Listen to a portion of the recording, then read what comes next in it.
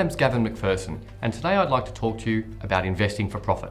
Now, specifically, two words in that title I'd like you to focus on: for profit.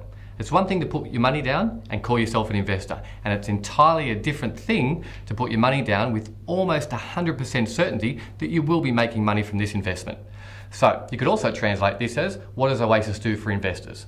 So I've developed 6 rules over the years which I never deviate from when buying property for myself, and I encourage them for others as well. My first rule: I always buy under market value. Ideally for me, I like to get between 5 and 10% under market. That buys me a margin for error. It's well understood within the investing industry that the difficult years of investing is years 2, 3, 4 and 5. Now, it's also understood that your mindset follows your wallet. So I like to know that I'm making money from day one to keep me in the game in those years 2, 3, 4 and 5.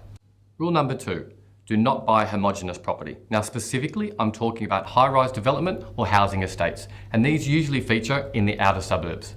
That will only bring your land value down over time compared to better suburbs. Rule number 3, I like to invest within a 0 to 5 kilometre radius of the capital city CBDs. Within Sydney and Melbourne, it's understood we can take it a little bit further. But we want to invest where land is scarce and already been saturated. It provides us with a backdrop for market forces to do what market forces do best, and that's pay more for that land over time. Now, rule number 4 is an interesting one. Within those areas in a 0 to 5 kilometre radius, I want to look specifically for suburbs that have an anti-development bias. I look for areas that have a predisposition to not allowing development in that area. This can only inflate the price of land in the future of those already saturated areas. Now, rule number 5 is room to improve.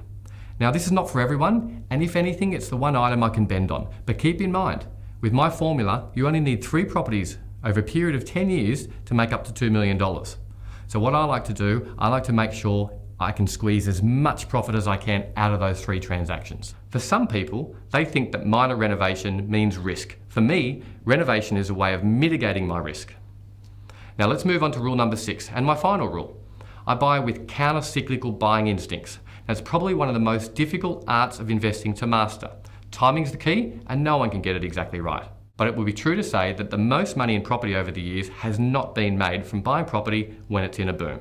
At Oasis, we stay ahead of trends, and my mission is to always be one step ahead and identify opportunity and be ready to move when we've found it. Now I'll finish my 6 rules. You'll notice that I didn't specifically speak about floor plans. I didn't speak about natural light. I didn't speak about amenity, 2 bedrooms, 3 bedrooms, big yard.